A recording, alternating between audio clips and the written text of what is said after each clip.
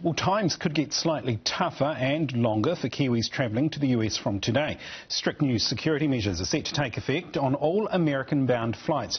And Air New Zealand's now recommending passengers arrive at the airport 3 hours before they fly to allow time to get through them. They include an additional passport and boarding pass check and more passenger screening for those customers.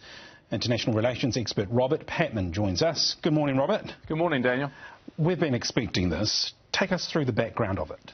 Well, in March, the Trump administration, which had committed itself to improving airport security in part and parcel of its effort to diminish the threat of terrorism, introduced a ban on laptops from 10 Middle Eastern cities. Now, that process, which did hit traffic going to the United States via the air, expired in July, and then they gave 120 days' notice that they would carry out the measures that you just referred to, which includes, a much more extensive, what they call pre-screening security. And airlines are now implementing that around the world, including Air New Zealand. Put this in perspective, there's something like 325,000 people arrive in the United States, either to stay there or to move on to another destination each day, and that involves more than 2,000 flights going into the United States. So this is quite a big logistical exercise. And I did a bit of research. My understanding is it may also include airlines interviewing passengers.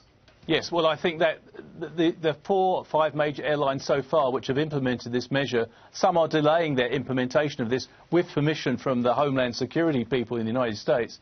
So far, it's been a mixture of measures. There's some confusion about how to implement this. Some airlines, like Air France, looking towards to provide a questionnaire for travellers going to the United States. Others are carrying out interviews, which is causing some irritation amongst some travellers, but it doesn't seem to be any way around this. So how will these stricter security rules affect Kiwi travellers?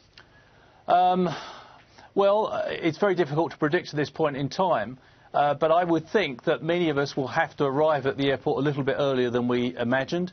And this has caused some concern, I think, in New Zealand and other countries, that really these measures should be calibrated in proportion to the risk. I mean, New Zealand's considered a low-risk country, and there is a concern this is a bit of a blanket measure which is going to cause almost uniform inconvenience. But I think the administration is determined to make a point. There is a concern generally at the moment that people are taking much more carry-on luggage, baggage onto the planes, and I think the airline authorities want to get a closer handle on this.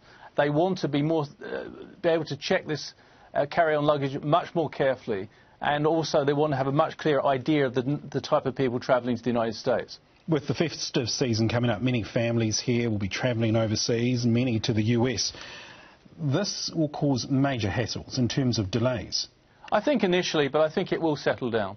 I mean, any new measure like this, which involves lots of people, does involve a little bit of resistance by travellers, but it will also involve new roles for airline staff. One aviation security expert expressed concern that hard-pressed airline ticketing staff are being given more responsibility in the security area, which will only add to the pressures on them. But I do think, with respect to Air New Zealand and other flights going out of this country, we shouldn't see the sort of disruption that you may see elsewhere, because it seems to me that we're pretty well organised on the aviation front, and most people seem to be quite compliant, at least in my experience, with these sort of measures. International relations expert Robert Patman, thank you for your time.